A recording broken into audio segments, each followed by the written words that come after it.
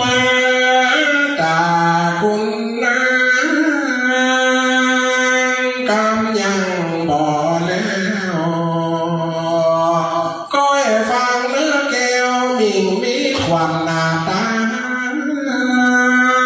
เจิญเจ้าพี่น้องตัวห้องเกหาโค้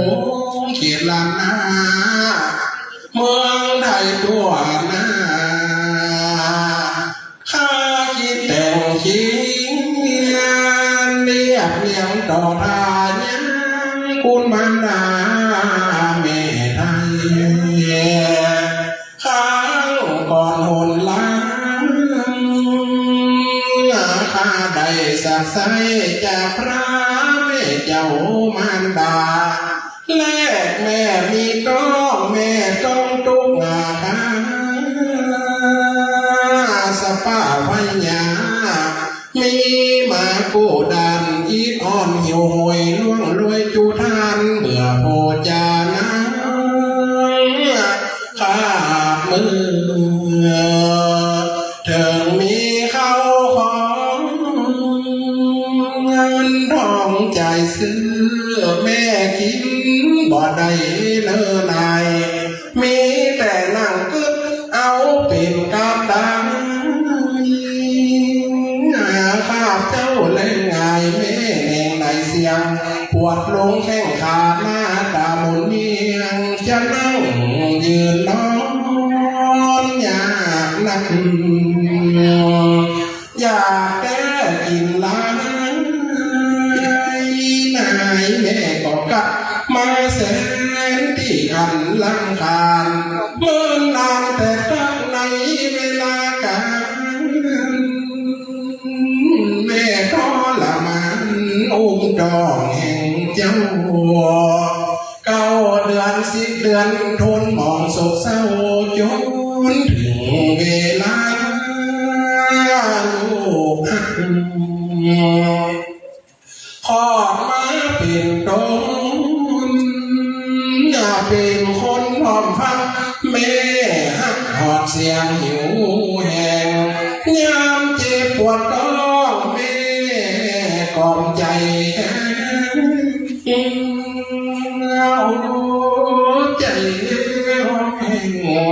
ข็งใจต่อสู้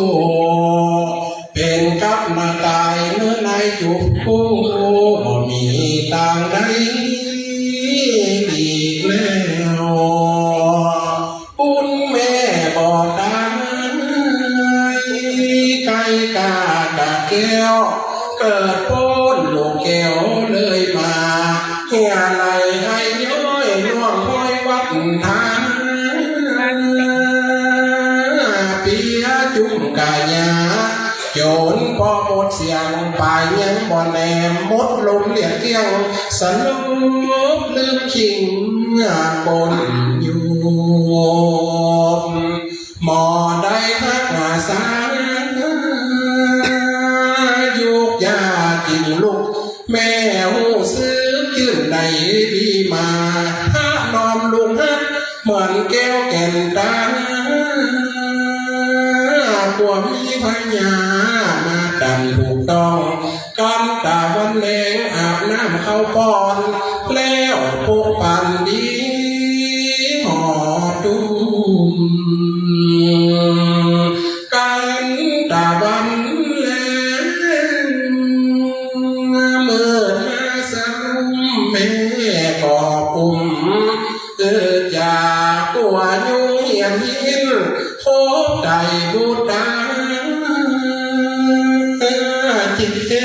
บแสบกายาห้ามห้องอ่อนให้หนึ่งบ่มีสองสุดหาหนุ่มไตก็แม่คนเดียวเท่านั้นเข้าของตั้งหลายตัวในกับจันยังหาอื่นใดมาแทนสำหรับแม่นี้มีเงินล้านแสนจะหามาแทนแม่นี้บ่ได้ ว่าลุ่มได้แผ่นพาสู่ทางโลกนี้พาคุณหลวงหลายเนื้อในที่ใบบ่มีอันใด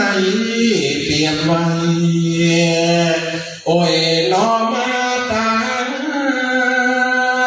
มันดาแม่ไทยลูกขอ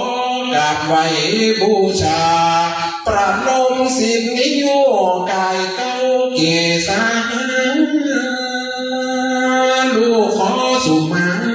ที่ได้หอคุ้มถ้านี้ถ้าน้องอ้อมสอนเตียนตุ่มทอละมันแม่ลำมหาสามุทรตั้งแม่น้ำสายใหญ่กว้างนาทีเอามาเป็นน้ำละลายสมศรีเป็นน้ำมึกดีไว้เยี่ยมขีดถ้อยบ่อาจจดหมายเลี้ยงลายแต่งซอยวันละอาณาคุณแม่เอาราสุเมนนอนเด่นกระดังแผ่นสุธาทานขึ้นฟ้าเอามาเปียปูนยังตัวแม่ข้าบ่มีอันใดเต้าแล้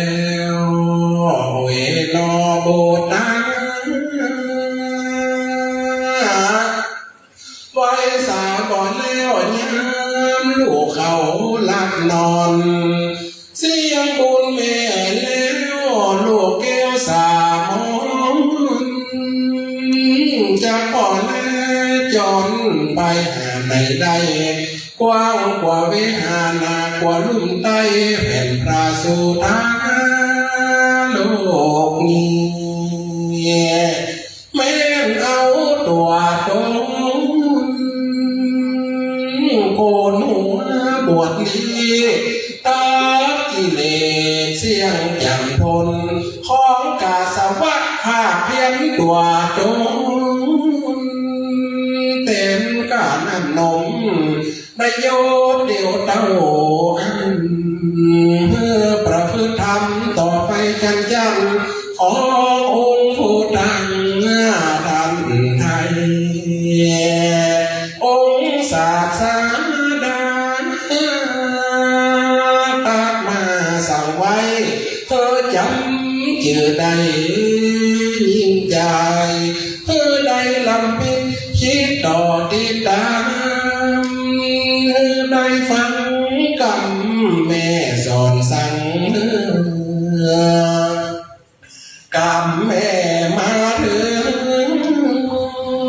มาจุลาเจือหมดกำน้อยบุญแม่ไทยเธอได้ทำบุญอุทิศเหี่ยไว้ไฟถึงแม่เจ้ามันดาไปเกิดจันฟ้าตาวาติงสามีเทวดาแวดล้อมอ้อมเฝ้าถ้อยวาจีสอนพระนาคเจ้าจะให้สักเนาแต่ไทยก่อนแหละนะอยากขึ้นสักเกมเลยนะโม